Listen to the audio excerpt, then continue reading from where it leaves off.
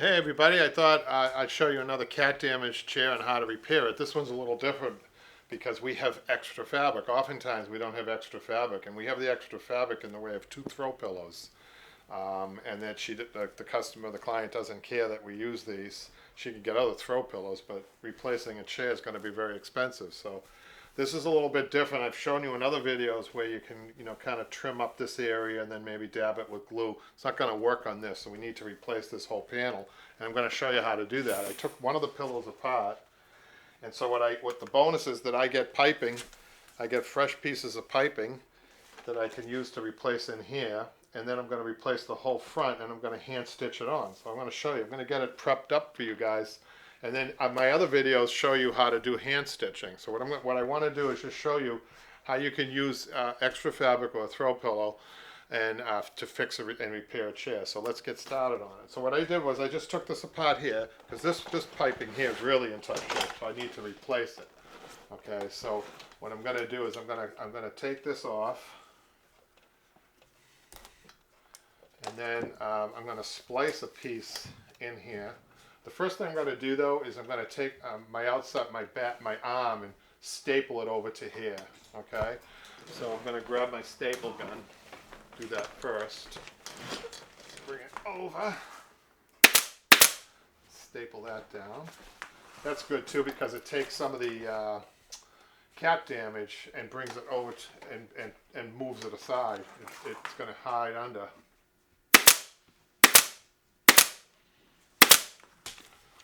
Alright, so I don't really care about this because that's going to be covered. So I'm going to splice this piece in, and when you splice a piece of welting in, what you want to do is cut it clean and then cut the threads off. Sometimes you don't have to, it'll fall apart like that one did. And pull it back about 1.5 inches and cut the piping out. And then take this and make a little like fold at the end. And then we put this over this piece.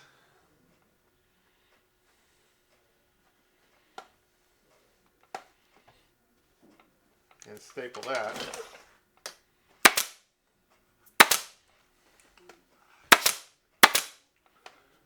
And I'm going to staple right along here. So this is a whole new piece that we put in here.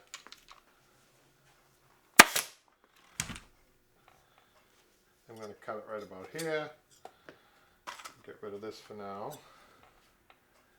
And then I'm going to flip this up. I'm going to get this, take the piping, just the piping off the bottom here. And then we're going to fold that up. Have it meet this piece of welting here. So we don't have a lot of fabric. I have to be, careful that I don't use all the fabric to do this on the throw pillows. So just going to take a couple of staples there. And then I'm just going to staple that down like that, right there for now. So now I have a nice new piece of piping at the edge, which the cat's destroyed. So we fix that, okay?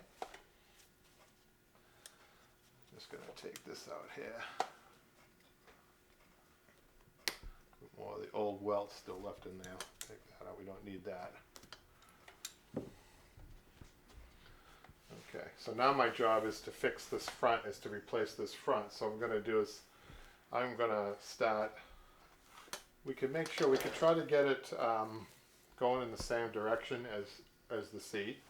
I have enough to do that. And then what I'm going to do is, I am going to fold, I don't want to use that edge that came off, it's the stitch edge. I'm going to cut that stitch edge off.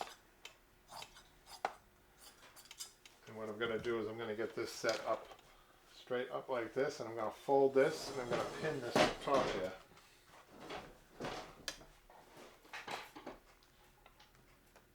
Get a couple of pins. It's folded. It's about 1 inch fold, or 1/2 inch to 1 inch.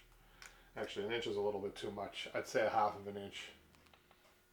So what you want to do, if you want to trace this with a piece of chalk, or cut it before you put it on like I do, but I'm just going to trim this up a little bit on this side.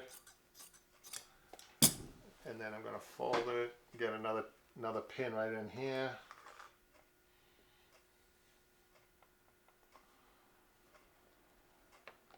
make sure you pin it to the welt so that it doesn't move for you. That's really firm the way I just did it. Then I'm going to trim this side. There's another thing that you could do if the damage was just up in this area. You could make arm caps with the 2 extra pillows that I have, but unfortunately the damage extends down here, so we have to do a little bit more of an extensive,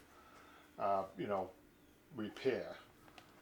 So I'm going to trim the bottom, and then I'm going to go like so. I'm going to double fold at the bottom, get another pin here. Another use for the staple gun is that you can actually shoot a staple, not hard, just kind of sideways, just to hold the fabric.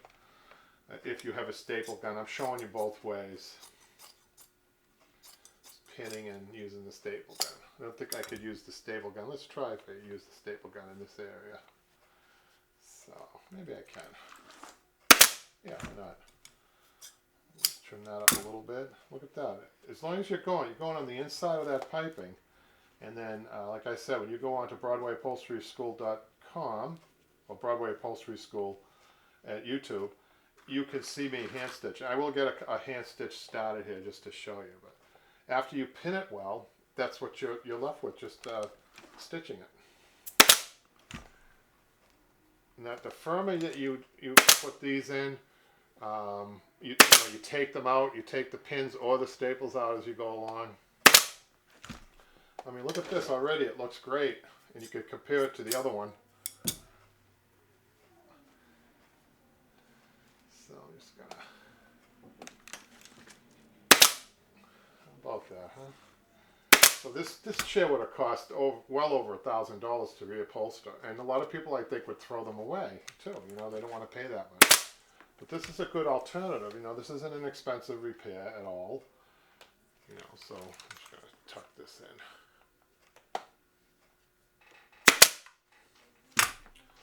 So with the rest of the little pieces back here, you can trim. The cat kind of went up along a little further. But now I'm ready to start hand stitching. I just want to take a look at that. I mean, look at the difference. Nice. Okay, so I'm going to hand stitch as a right-handed person. It's easier for me to come up this way. So I'm going to start at the bottom. I'm going to come into my piping up a little bit above it. Try to get my needle to come out at the point down here. I'll show you. So you want to take your thread and you want to put a knot in it. Just that I have this is a dark colored chair with if you go on the channel and search for the hand stitching tutorial that I have, I think I'm using a light colored thread. It's really difficult to see on the camera what I'm trying to do here. Basically, I'm stitching the panel to the piping, I'm alternating too. Now I'm on the panel, I have to go to the piping, and that stitch is just it's just a back stitch. It's not far behind at all. And this stitch that's in the welt right now is about 3/4 of an inch. Every time you stretch it like so, see that? I'm coming out, now to the panel. I'm right behind it. Stretch it. This is a good fabric to hand stitch. So you need a curved needle. You can't do this with a straight needle. So see that? So there was your quick tip. I'm going to finish stitching this, and I got a new arm, and I'm going to do the other arm. I think the client's going to be very happy. Thanks. I'll see you next time.